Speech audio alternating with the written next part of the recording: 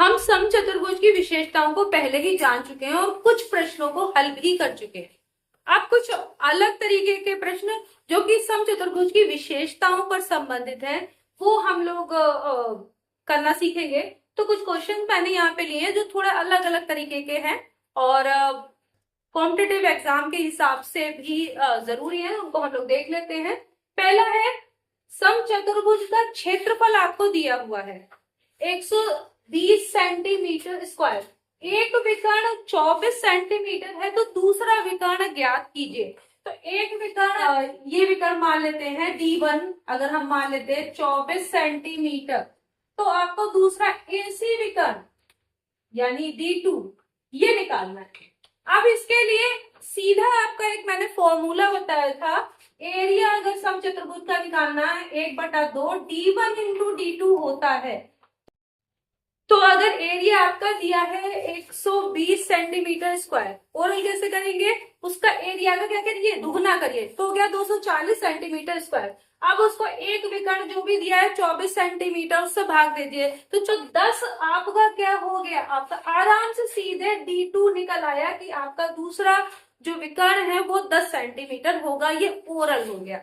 अगर आपको करना है तो आप ये देखिए 2a ये करेंगे, तो D2 का मान डायरेक्ट निकालने के लिए 2a अपॉन D1 करेंगे, 2 गुणा 120 बटे 24। तो वही आपने किया, 12 और 2 को काटेंगे 24, सीधे आपका कितना आ जाएगा 10, है ना। तो आपने ये काट दिया तो आपका 10 सेंटीमीटर आ गया। सीधे आपने निकाला था, ओरल भी कर सकते हैं, लिख के करना है लिख के भी कर सकते हैं। अब अगर एक ऐसा सवाल है कि समचतुर्भुज का क्षेत्रफल दिया है, एरिया आपको पता है, और विकर्णों में अनुपात दिया है, तो दोनों विकर्ण निकाले, कैसे निकाले।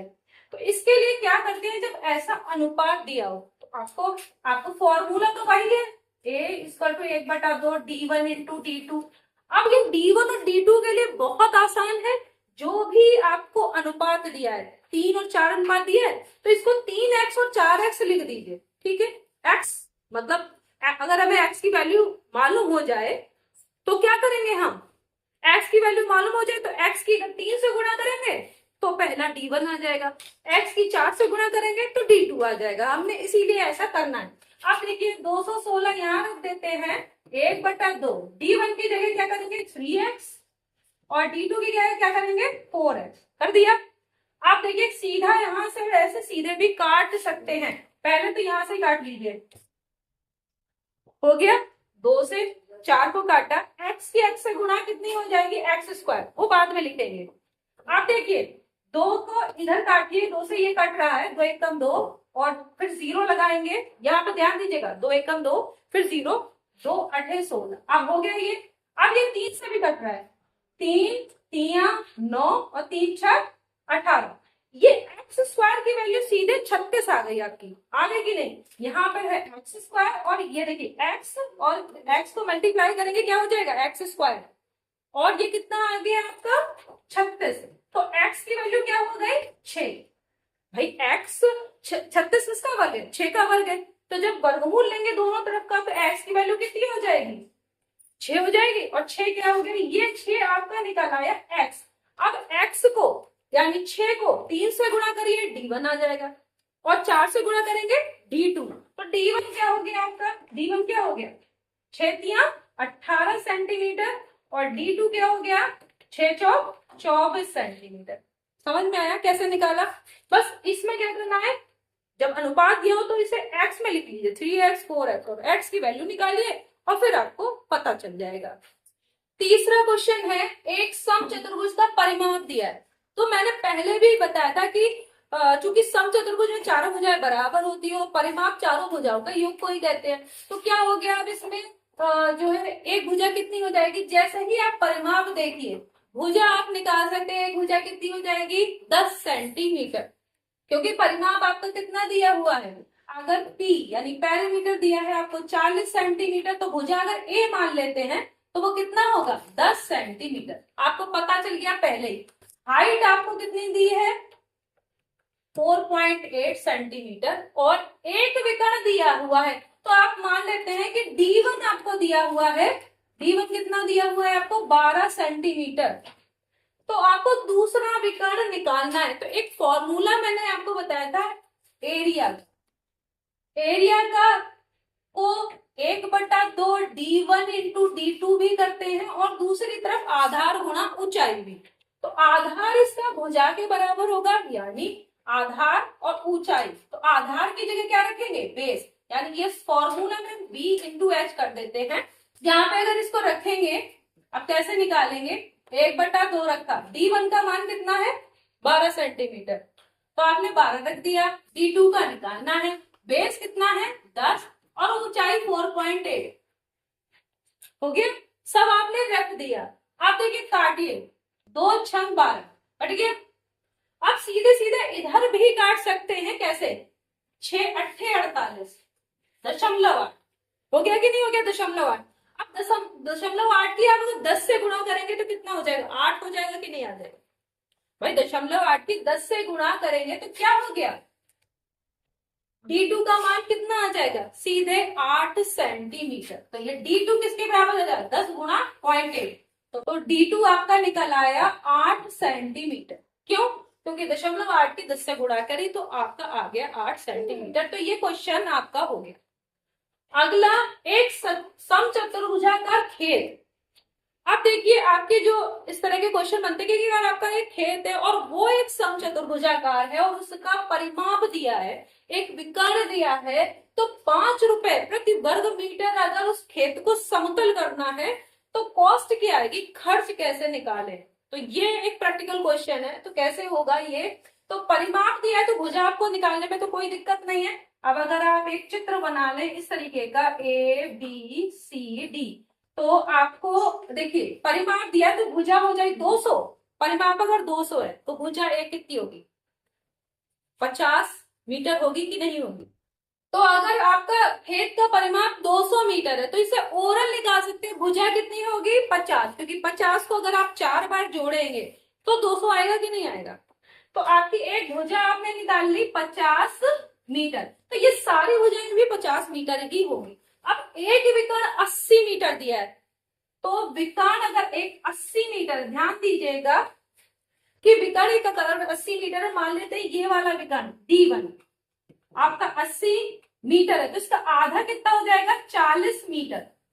अब ये जो है पाइथागोरियन ट्रिपलेट है, क्योंकि समकोण त्रिभुज की बात हो रही है। तो इस पाइथागोरियन ट्रिपलेट में एक 4, आपको जानते हैं कि 3 4 5 एक पाइथागोरियन ट्रिपलेट है कि नहीं, क्योंकि 3 का वर्ग प्लस 4 का वर्ग बराबर होता है 5 का वर्ग, 3 का वर्ग 9 प्लस 16 बराबर 25 होता है कि नहीं होता है। तो ये कितनी हो जाएगी, 0 0 है, तो यहाँ पे क्या हो जाएगा 30 आपका आ जाएगा, ये आधा। क्योंकि आप इसको निकालेंगे पाइथागोरस थ्योरम से, तो आपका क्या होगा, ये वाला अगर आप देखें तो BC का वर्ग बराबर आपका क्या होगा, ये अगर O मान लेते हैं तो OB का वर्ग प्लस OC का वर्ग। BC का वर्ग आपका कितना दिया है 50 का वर्ग बराबर OB का वर्ग दिया है 40 का वर्ग प्लस OC का वर्ग। अब देखिए 50 का वर्ग कितना होगा 2500 होगा कि नहीं होगा, क्योंकि 5 का वर्ग 25 और 0 0। तो आपको मैंने एक डायरेक्ट बताया कि ये पाइथागोरस ट्रिपलेट है, क्योंकि पाइथागोरस थ्योरम लग रही है, एक 5 है एक 4 है, तो 3 ही होगा, 3 4 5। तो आप ओरल निकालना चाहें तो 30 ऐसा ही आ जाएगा आपका, लेकिन अगर करके निकालना चाहें तो ये 50 का वर्ग इतना हो गया और 4 का वर्ग कितना होता है 16, तो ये 1600 हो गया प्लस OC का वर्ग। अब 1600 अगर आप 2500 में से घटाएंगे तो आएगा 900, और 900 किसका वर्ग है 30 का, आ गया कि नहीं आ गया। तो आप इस तरह से लिख के भी कर सकते हैं, आप ओरल भी कर सकते हैं। तो आपने क्या किया, आधा निकाल लिया है दूसरे D2 का, आधा 30, तो पूरा कितना होगा 60 होगा कि नहीं होगा। तो क्यों होगा ऐसा, क्योंकि आपके विकर्ण जो है वो 90 डिग्री पर समद्विभाजित करते हैं अगर समचतुर्भुज है तो ये OC जितना है उतना ही OA होगा। तो 30 ये तो पूरा D2 कितना हो गया आपका 60। तो आपको D1 80 मीटर दिया हुआ है तो D2 कितना हो गया आपका 60 मीटर। अब आपको सबसे पहले तो एरिया निकालना है, क्योंकि प्रति वर्ग मीटर 5 रुपए का समतल करने का खर्च हो रहा है। तो आप क्या करेंगे कि पहले एरिया निकालिए। एरिया निकालने के लिए आप क्या करते हैं, एरिया निकालेंगे 1/2 गुणा D1 इंटू D2, यही तो करते हैं। तो अब D1 की जगह पे क्या है आपका 80 और D2 की जगह पे कितना है 60। तो आप क्या करेंगे कि इसको काट लेंगे। ये देखिए यहाँ हो गया 40 और 6 चौक कितना हो गया 24 और 2 0, इतने मीटर स्क्वायर ये आपका एरिया निकला। ये आपका एरिया निकल आया जो इस खेत का है, जो समचतुर्भुजाकार है। अब समचतुर्भुजाकार जो क्षेत्र है उसका एरिया है 2400 मीटर। तो आप इसकी किससे गुणा करेंगे, प्रति वर्ग मीटर आपको कितना खर्चा आ रहा है समतल करने का, तो वो समतल करने का खर्चा आपका आ रहा है 5 रुपए। ठीक है, तो आप 5 से इसको गुणा कर लीजिए। तो 2400 को अब आप खर्च लिखेंगे, पूरे खर्च निकालने के लिए आप 5 से गुणा किसी करेंगे 2400 की, तो कितना आ जाएगा 5 से गुणा करिए, 0 0 ऐसे ही लगा दीजिए, 5 और 20 का 0 हासिल 2, 5 दूनी 10 और 2 12। तो आपका ये हो गया 12,000 रुपए। ये आपके लगेंगे अगर एक समचतुर्भुजाकार एक खेत है जिसका कि एरिया निकल के आया आपका 2400 मीटर स्क्वायर, तो उसमें आपके 12,000 रुपए लगेंगे। तो ये आपको पहले से पता चल जाएगा कि कितना खेत अगर इस तरह का है। तो इसीलिए हमें ये पता होना चाहिए कि अगर हमें समचतुर्भुज की विशेषताएं पता है तो हम ये एरिया कैलकुलेट कर सकते हैं और सबसे खर्च भी कितना आ रहा है वो कैलकुलेट कर सकते हैं। तो ये आपके क्वेश्चन है। नेक्स्ट पे हम जाते हैं, 2 क्वेश्चन और हैं। एक समचतुर्भुज के विकर्ण एक दूसरे को O बिंदु पर काटते हैं। तो आपको पता है कि विकर्ण एक दूसरे को समद्विभाजित करते हैं, वो भी 90 के एंगल पर। ठीक है, तो मैंने एक रफ डायग्राम बनाया हुआ है, एग्जैक्ट वही नहीं है लेकिन रफ डायग्राम है। और इसमें आपको दिया है त्रिभुज AOB। AOB यानी इस त्रिभुज का आपका एरिया दिया है। तो अगर तो इस पूरे समचतुर्भुज का एरिया आपसे पूछा है, बहुत इजी सवाल है, सीधा कर सकते हैं। तो इसमें क्या है, एक त्रिभुज का एरिया दिया है। आपको ये पता है कि समचतुर्भुज में जो विकर्ण है वो पूरे समचतुर्भुज को 4 समकोण त्रिभुजों में बांटते हैं जिनका कि एरिया बराबर होता है। तो अगर आपको एक का एरिया 25 कितना है सेंटीमीटर स्क्वायर दिया है, तो दूसरे का भी 25 सेंटीमीटर स्क्वायर होगा, इसका भी वही होगा, इसका भी वही होगा, चारों का होगा। तो कुल एरिया अगर पूछा गया तो कितना हो जाएगा 25 25 25, 4 बार जोड़ दोगे कि नहीं जोड़ दोगे, तो क्या हो जाएगा पूरे का एरिया हो जाएगा 100 सेंटीमीटर स्क्वायर। इस पूरे का यानी इस पूरे समचतुर्भुज का एरिया जो है वो 100 सेंटीमीटर स्क्वायर हो जाएगा। यदि एक जो आपने जो विकर्ण है वो अगर O बिंदु पर काटते हैं और एक जो त्रिभुज बन रहा है समकोण त्रिभुज, उसका एरिया हमें पता है, तो चारों का आराम से आप अलग अलग निकाल सकते हो, पूरे का भी निकाल सकते हैं। तो इसमें कोई दिक्कत नहीं। अगर इसका एरिया पूछा दिया होता, इसका पूछा गया होता तो कितना होता, वो भी 25 सेंटीमीटर स्क्वायर होता। इसका पूछा हो या इसका पूछा होता तो भी 25 सेंटीमीटर स्क्वायर ही होता। और टोटल का निकालना है तो चारों को आप क्या कर देंगे, जोड़ देंगे। तो एक का 25 है तो 4 का कितना हो जाएगा 100।